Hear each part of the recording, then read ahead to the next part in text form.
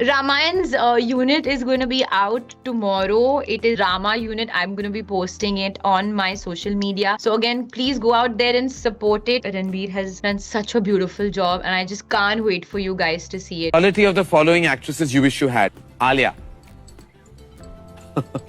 Me. Bollywood में controversy से लेकर नेगेटिव पीआर और एक ही तरीके के आर्टिकल्स या फिर पोस्ट का सर्कुलेट होना कोई रैंडम टॉपिक नहीं है और एग्जैक्टली यही अभी सोशल मीडिया पर हो रहा है, क्योंकि एक तरफ डिस्कशन चल रहा है कि दीपिका ने रणवीर की फिल्म पहले देख ली थी जैसा वो खुद क्लेम कर रही हैं, तो इसके बावजूद उन्होंने रणवीर को सपोर्ट क्यों नहीं दिखाया। और वहीं दूसरी तरफ आलिया भट्ट को ऑलमोस्ट फाइनल कर लिया गया था माँ सीता का रोल प्ले करने के लिए इन रणबीर कपूर रामायण, जिसके बाद इन सारे डॉट्स को कनेक्ट करते हुए लोगों का कहना है कि आलिया का पीआर अभी दीपिका को नेगेटिव लाइट में प्रोजेक्ट करने की कोशिश कर रहा है। And amid all of this drama कैसे कृति सैनन की भी पिक्चर में एंट्री हो जाती है और ये पॉइंट आउट किया जाता है कि कैसे आलिया भट्ट और कृति सैनन के बीच ये जो कोल्ड वॉर चलता रहता है ना, ये इस सिचुएशन में भी काफी प्रोमिनेंटली दिख रहा है। तो इन सारी चीजों के बारे में बात करेंगे, बस उससे पहले आप चैनल को सब्सक्राइब जरूर से कर लेना। तो सबसे पहले बात करते हैं उन वायरल पोस्ट के बारे में जहां पर आलिया भट्ट और दीपिका पादुकोण के बीच में कंपैरिजन को ड्रॉ किया जा रहा था, जिसका कॉन्टेक्स्ट ये है कि अभी ना रामायण का टीजर रिलीज हुआ है जहां पर आलिया भट्ट ने ओपनली रणबीर कपूर को बहुत अप्रिशिएट किया और लोगों से अपील की वो टीजर को देखें, और रणबीर ने वहाँ पर बहुत एफर्ट्स किए हैं एंड इनफैक्ट उन्होंने अपने सोशल मीडिया पर भी उसे काफी प्रमोट किया है। जिसके बाद लोग उसे तुरंत से कंपेयर करने लगते हैं रणवीर सिंह और दीपिका पादुकोण के इक्वेशन से, जिसका कॉन्टेक्स्ट ये है कि कुछ टाइम पहले ही जब धुरंधर 2 रिलीज हुई थी, उसका इतना हाइप एंड बज़ चल रहा था, तो कहीं भी दीपिका ने पब्लिकली रणवीर सिंह को अप्रिशिएट नहीं किया, फिल्म को प्रमोट नहीं किया, कोई भी सोशल मीडिया पोस्ट उनकी साइड से इस चीज को लेकर नहीं की गई, जिसको लेकर इंटरनेट पर तब काफी ज्यादा डिबेट हुई थी कि क्यों धुरंधर जब फर्स्ट पार्ट रिलीज होने वाली थी तब दीपिका ने इतना ज्यादा प्रमोट किया था, लेकिन जैसे ही धुरंधर 1 काफी सक्सेसफुल होती है, धुरंधर 2 अनाउंस होती है, तो उस गैप में ऐसा क्या हो गया कि दीपिका ने कहीं भी रणवीर को सपोर्ट दिखाया ही नहीं, नोइंग कि ये उनका पीक टाइम है और जितना फेम और लाइमलाइट उन्हें धुरंधर के बाद मिली थी वो धुरंधर 2 के बाद और एड ऑन ही होने वाली थी। एंड बिकॉज ऑफ विच काफी टारगेट किया गया था दीपिका को कि वो अपने हस्बैंड को सपोर्ट नहीं कर रही हैं, उन्हें पब्लिकली इग्नोर कर रही हैं, और इनफैक्ट कई जगह तो ये बोला जा रहा था कि क्योंकि दीपिका उस स्पाई यूनिवर्स का काफी लॉन्ग टाइम तक पार्ट रही हैं जो धुरंधर की ये पूरे टेम्पलेट से काफी ज्यादा डिफरेंट है, एंड इवन एसआरके के साथ उन्होंने काफी ऐसी मूवीज की हुई हैं, तो शायद उनकी आइडियोलॉजी मैच ना हुई हो, इसीलिए उन्होंने नहीं शेयर किया कुछ भी। अब हालांकि ये पूरा क्रिटिसिज्म जब इतना टॉप पर था तब तो दीपिका ने कुछ भी रिएक्ट नहीं किया, बट अभी कुछ ही दिन पहले ना दीपिका ने एक पोस्ट पर कमेंट किया था जहां एग्जैक्टली यही क्वेश्चन पूछा गया था कि क्या ये सिचुएशन को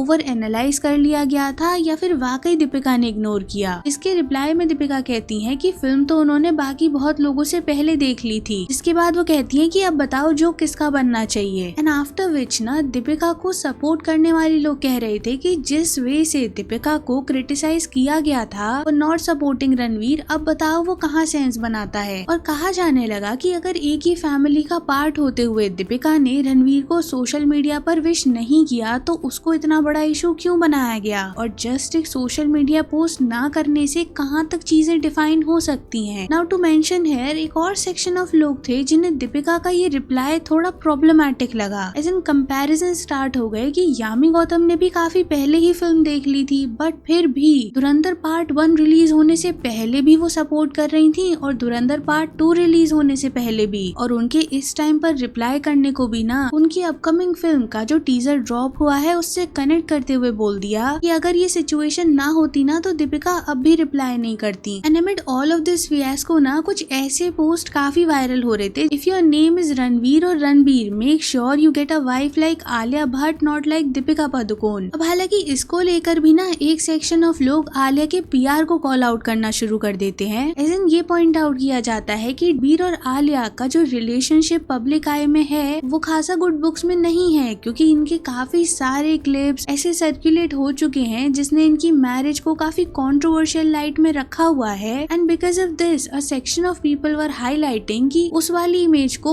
ओवरकम करने के लिए अभी ऐसे टैक्टिक्स को यूज किया जा रहा है। फिर ना एक और पैटर्न ऑफ पोस्ट मैंने काफी देखे जहाँ पर ये बोला जा रहा था कि आलिया को माँ सीता के रोल के लिए अप्रोच किया गया था for the upcoming film Ramayan, जहाँ पर रणबीर ऑलरेडी लॉर्ड राम का रोल प्ले कर रहे हैं, लेकिन ड्यू टू डेट क्लैशेस और अपने प्री कमिटेड प्रोजेक्ट्स की वजह से आलिया ये रोल को नहीं ले पाई। लेकिन इंटरनेट ने ना यहाँ पर एक पुराने पैटर्न को हाईलाइट किया। As in social media users कह रहे थे कि आलिया हमेशा फर्स्ट चॉइस ही होती है हर फिल्म के लिए, जहाँ पर उन्हें कास्ट नहीं किया जाता, ऐसे नरेटिव को क्यों पुश किया जाता है। And to add with it ये भी पॉइंट आउट किया जा रहा था कि ऑलमोस्ट हर बिग प्रोजेक्ट के साथ यही सिमिलर काइंड ऑफ पैटर्न क्यों दिखता है। आलिया को डिफेंड करते हुए लोग कह रहे थे कि खुद ऑफिशियल लोगों ने कहा हुआ है फिल्म के कि उन्होंने आलिया और सई पल्लवी दोनों के नाम को कंसिडर किया हुआ था एंड आगे चल के फिर सई पल्लवी का नाम फाइनल हो जाता है। कुछ रिएक्शंस देख लो लोगों के। For every film Alia is the first choice. Please Alia Bhatt PR team come up with something new. We are bored with this tactic. Alia and Ananya have same PR team and both have same excuse when they get rejected. She was also approached for Lord Ram का role, बेचारी ने अपने husband को दे दिया। That's how her PR works. They spread fake rumors and if it does not work, they make excuses. From irritating us with her Shiva pronunciation in Brahmastra, Alia is back to do the same with Rama. Now यही सारे reactions में ना मैंने एक comment ऐसा भी देखा था जहाँ पर लोग कृति सैनन को भी इस पिक्चर में इंक्लूड कर रहे थे।